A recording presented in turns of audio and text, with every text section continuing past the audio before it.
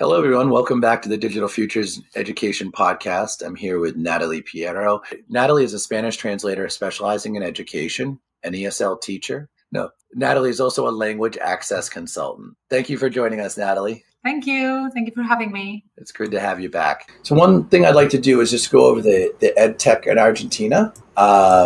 We kind of got into this topic a little bit last week. And, I just wanted to kind of show, we'll look at the top couple companies here. And maybe you can tell me if you've heard of some of these kind of, a lot of them are out of Buenos Aires themselves. I don't know how they determined why these were listed the top. I don't know if it's like market size or anything else, but these are all EdTech startups and companies in Argentina. So this is, the School of Innovation, Escuela de Innovación. That's in Córdoba.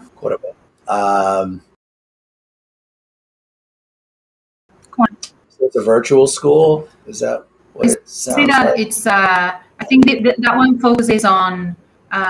It's like accessing a job. It's about learning skills. More aimed at adults. It's more like Coder House. Okay. Which is the biggest one.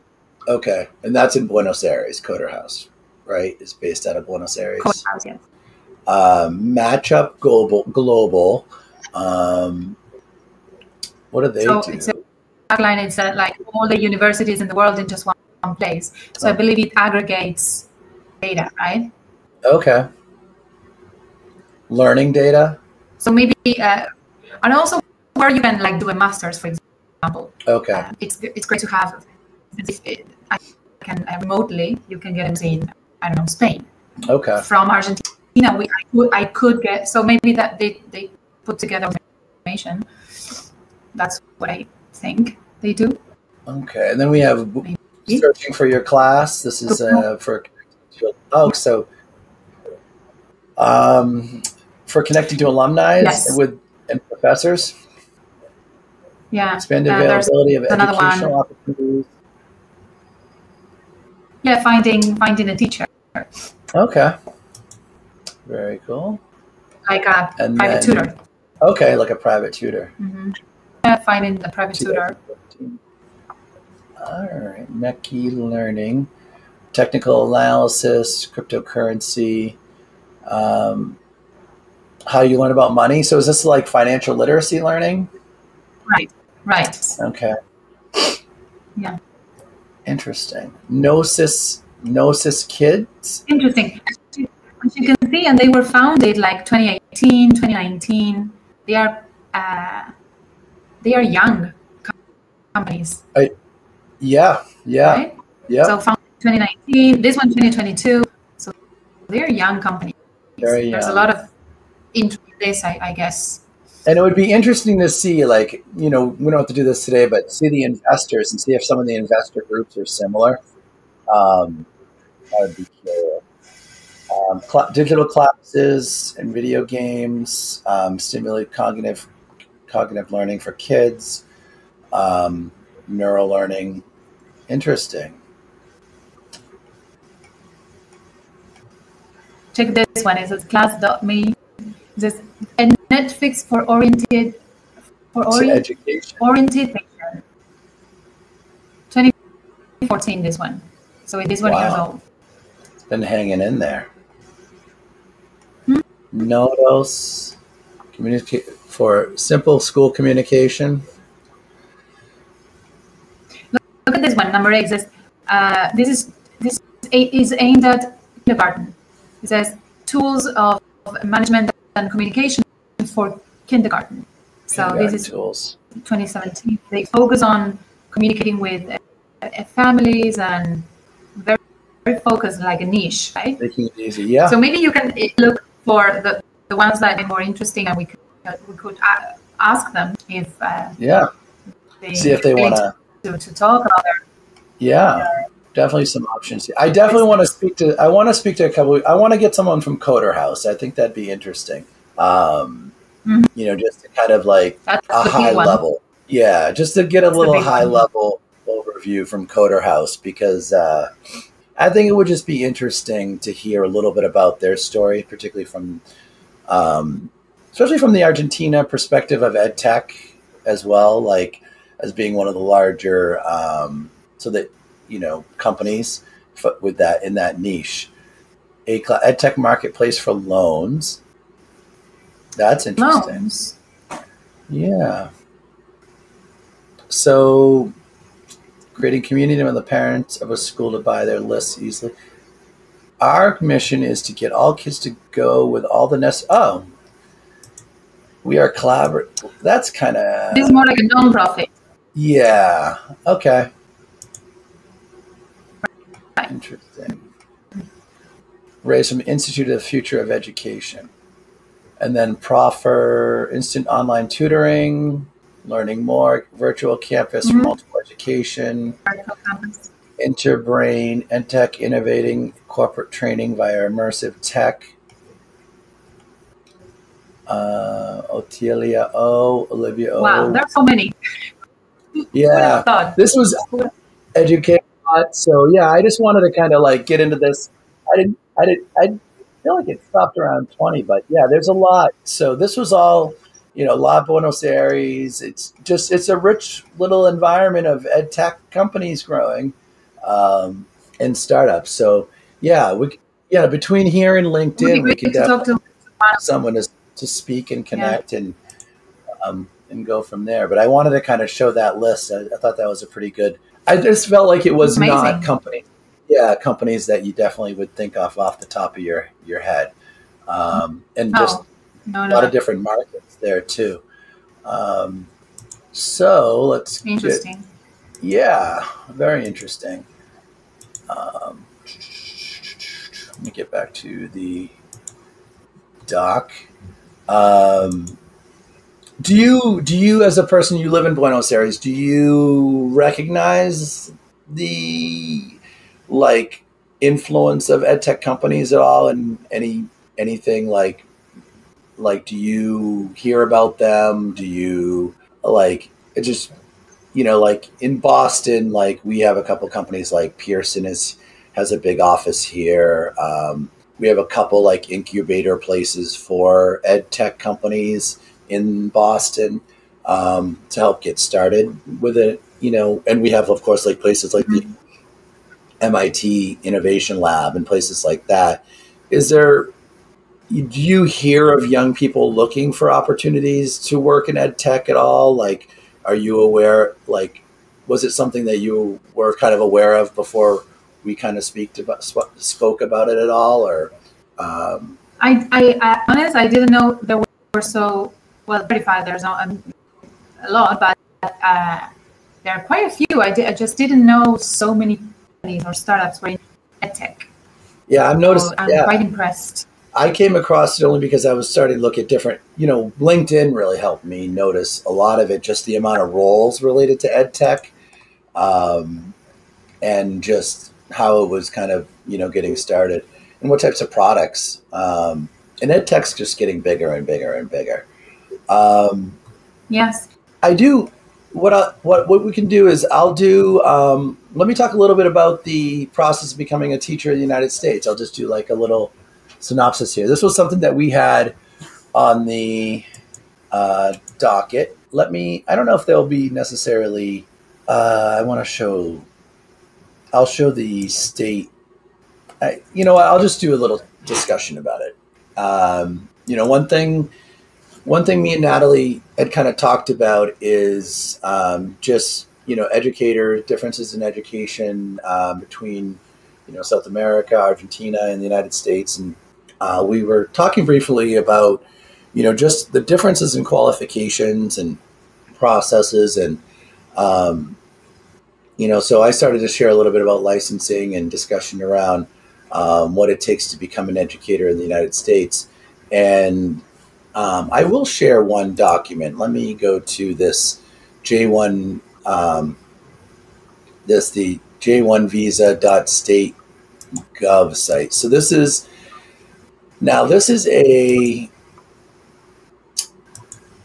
website essentially from It's not really an organization as much as it is the discussion around programs that support educators from other countries teaching in the United States. So this is how to become a sponsor. So if a company, or an organization wanted to be a sponsor for educators to come to the United States and how to develop a program. So I'm going to kind of take it back a level, and move more That's for So this was a little bit of research I was doing. This is more for. Let me get us back to more for the educator level. So this is for host families. I'm just looking to get us to the right level. Visa basics. So J1 and J2 visa is like for the J visa isn't for students, if I'm not wrong. For teachers, I believe the J1. For teachers. It's a work J1 study. is for teachers. Yep. Work study. Let's do. So Yep. So this is actually the doc that I found last night. So this is actually a good page here. So the J1, and this we'll talk a little bit about the visa. It will mention the visa requirements here. So I've gone to programs. We're at this bridge, j1visa.state.gov site. Now, this is the kind of process for a teacher, essentially through a sponsorship program, which is what you need. So in terms of, and this website does have all the different types of roles: au pair, camp counselor, college student, government visitor, intern, international visitor. I'll do specifically teacher because, we're focusing on education. I'm sure some of the teacher requirements are probably also similar to college university student, as well as professor, as well as short-term scholar, and also international visitor. As a participant for a teacher, meet the qualifications for teaching in primary or secondary schools in their country or nationality or legal residence. So I'm going to guess that's pretty broad in terms of it's not asking for, if you don't need a certification in your country, I'm guessing it won't matter here. It's probably just more time on teaching. That's why it's so broad, because that's why it's so broad, because it's different. Argentina, I did look into this to give you exact information. So you can become a kindergarten teacher, primary school teacher, secondary school, and then higher education, and you would need 4 years in each program. I don't know, a primary school teacher, it's a 4-year program. For higher education, that's a 5-year program. And that gives you the degree of, so there's not a license or certificate. You just have a degree, and you go to teachers, you're teacher trained already. So, and that allows you to practice, to teach in the whole country. You don't need specific in Cordoba or Buenos Aires or Chubut, so you don't specific license. And I believe that in the US, you need to be licensed, right? Much different. Yeah, much different. And I can go over that in just a minute. That it because it does connect to if you're interested in continuing to teach in the US, even if you're starting in a program like this. So be working, so their next little teacher requirement is that you're teaching recently within 12 months, completed an advanced degree, have 2 years of full-time teaching within the past 8 years. So this is where it gets a little deeper. Be working as a teacher in the home country or country of legal residence. Have recently, within 12 months of the application, completed an advanced degree. So if you read this and then you read the next line, it's a little misleading. Because if you ask me what an advanced degree is in the United States, an advanced degree is a master's degree. not a bachelor's. Yeah. But in the next line, it says have a degree equivalent to a U.S. bachelor's degree in either education or the academic subject field in which they tend to teach. So after reading the first one, I understand it better with this note. You need to have a bachelor's degree. Now, this is where licensing in the United States becomes like, if you're thinking about, maybe staying in the United States or trying to extend this opportunity, however, you'll find that in the United States, because we have this licensing system, the licensing system essentially allows you to have a degree other than an education degree. So that's why they do say in education or in a academic subject field that they want to teach in. So what that's right. So you could get a bachelor's in education, but you also could have a bachelor's of science degree. So you could have which would be different, or maybe you studied mathematics specifically. Like for myself, I have an art degree that allowed, I didn't have an education degree initially, but I was able to get into education through acquiring a master's in education, which I can kind of talk about a little bit differently, but have a minimum. Yeah, in Argentina. Yep. Yeah, in Argentina, you can, there's actually, it's like you get it's not a license, but you just do the course. You do a course on pedagogical training. So if you have a degree, for example, you can become a law teacher by doing that 1-year course. So that gives you the title of a teacher. So, right? So maybe that's something similar, the similarity. But it's not a license. It's just another degree. Right. It's kind of a degree or a post. And there's pros and cons to that system for both countries too. Like the degree being the only pathway to it being a teacher, and then the licensing has another layer of kind of complications too, which I can kind of get into it. But there's challenges to both systems. So they want 2 years as a teacher, satisfy the standards of the U.S. state in which they will teach. And I can talk a little bit more about that. What does that mean? I know that inside and out, kind of. Be of a good reputation and character. Of course you would have a good reputation and character. Of course. Be seeking to enter the United States for the purpose of full-time teaching as a teacher of record at a primary, including pre-K or secondary accredited institution. Now, I don't know if this would work for one of our charter schools as well, or private schools, which you might want to look into if you were interested in that kind of route. And then there's a possession of English proficiency. And then the teacher, this is specifically around the design of a teacher coming for educational and providing cultural enrichment. Okay, so what I've noticed is this program is specifically designed, like with all the visa questions, I've noticed it's around that educational and cultural enrichment. So the teacher is coming here to share what they know, and we're benefiting from the teacher who's coming as well. And they're gaining the experience. Teachers are eligible to repeat the program. Teachers are eligible to repeat the program provided that they have resided outside the United States for 2 years to continue to meet the requirements. So what I would say to this is that let's compare this to college and university student just quickly, because you might be a young teacher, you might be a young college, you might not have graduated college, but be interested in teaching, right? Yes.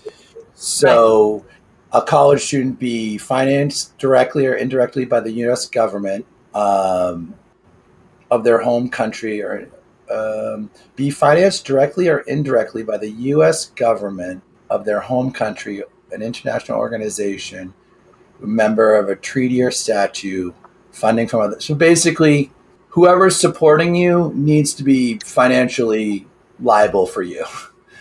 Right. You're not working here. Yep. Yep. This visa allows you to study, not to work. Be carried out. I don't know the visa on this one. Student internship program. Yep. Agreement. Written agreement. Pursue a non-degree program must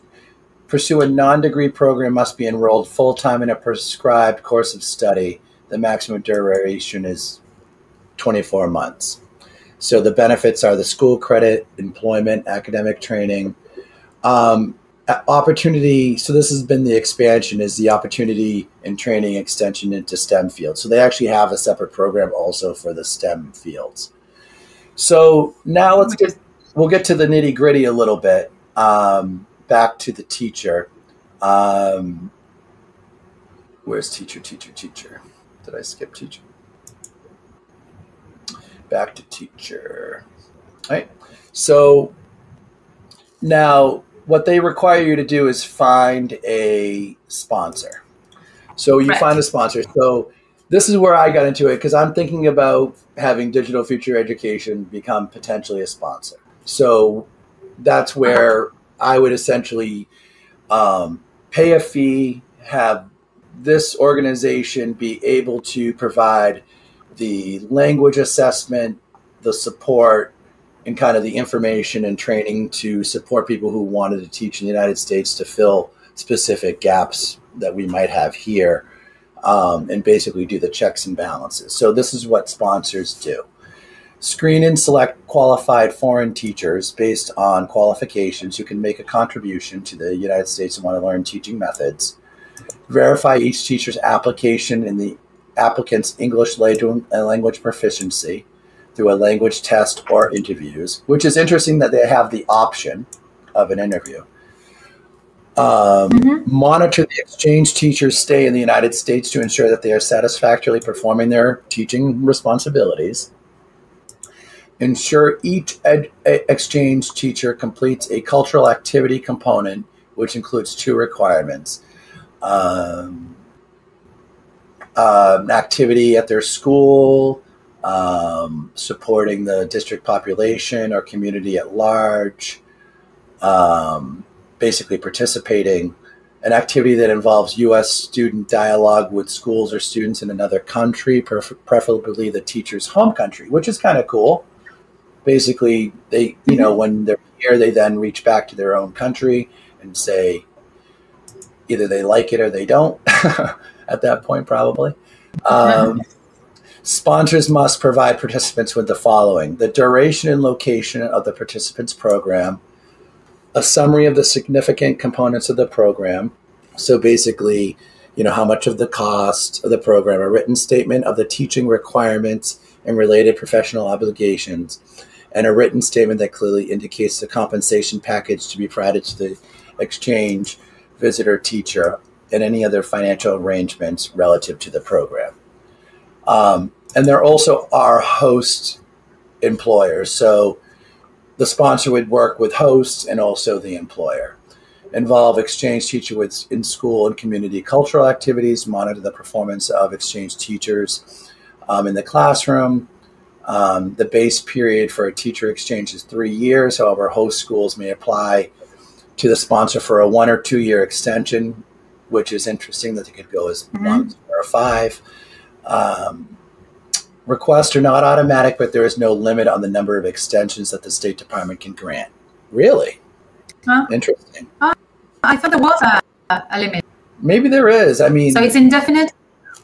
According to the State Department. I mean, I would imagine you have to keep applying and then keep applying. The difference with other visas, this one does not, from what you're reading, does not allow you to one day apply for a green card or citizenship or anything. This is what I understand. This is not lead to citizenship. No. Or green card. No. I see it as it's like an exchange, cultural exchange. It's an exchange, but it, I mean, But I do think you could probably, to be honest with you, like if you say you were here for 2 years on this, if you applied for a different type of visa potentially, I could see your likelihood being greatly increased of getting that other visa. Right. Yeah. Like, I know that's not like the right. greatest news for someone who wants to, but if you want citizenship, like, I do think that, you know, it's a change of status, as they call it. It's a change of immigration status. So you are on a J1, J2. Well, you are. There's another one. It's the EB something, EB1, EB2, and it's a visa of like it's natural interest for the United States. So you need to prove the United States that you are of national interest. So that applies to professors, teachers too. So maybe if you are really good and you have, I mean, some recognition in your country, you could apply. This is not a very well known, but maybe for a position in a university, for example, or for research. And this one is limited, so you can definitely apply. This is an automatic green card. I mean, it makes you a resident, right? But you need to prove you are of national interest to the country, right? So you have a degree, bachelor's degree, a master's degree, and then you have some experience, and and there is a need for your knowledge in the United States, and that can also apply to teachers or professors more. So I don't know if you were aware of that one, but that is not. No, I'm going to do a quick. But this one does not require a sponsor, but you need to figure out if you are of national interest. So the H1B? EB. So this is what I just. NI national, like that is a work visa. This one is an NIW, is national interest waiver. Let me see if it's on this. Work visa. The one that I mentioned is not a work visa. Let me see if they list it here, because this is remote I-9. The H1B work. This allows a school to sponsor a foreign national. Right. That is a sponsorship visa. That's a sponsorship. J1, which we were just talking about. 3 years. Okay. And then what's the one you named it? It's EB, I think it's EB1, EB2. EB5? Like NIW, National Interest Visa, a waiver, National Interest Waiver. That's how it's EB2. EB2. Or something. EB2. Yeah. So this is commonalities between the EB1 and EB2. Are both typically prepared by a business immigration team. The EB1 stands for Employment-Based First Preference Visa. Oh, I need to share this, sorry. So the EB1 stands for Employment-Based First Preference Visa. As the first preference visa for business immigration, the EB1 tends to be the most expedited path to a green card. EB1s also waived the lengthy perm labor certification. It's not easy to qualify for, though, it says. You do need some, like, it's an extraordinary ability here. Like, you need to just prove that you have an ability. Nothing crazy, but you have an ability. It's an employment-based immigrant visa. Mm-hmm. So there's a perm labor certification process. That'd be worth us looking into. Yeah. And then the EB1. There you go. Researchers, academic, and professors.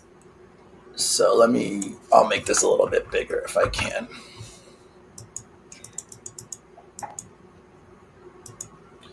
So with this one, EB1B for outstanding researchers, academics, and professors. The EB-1B is reserved for outstanding researchers, academics, and professors, often pursued by academics that came to the U.S. as international students but many other foreign nationals qualifies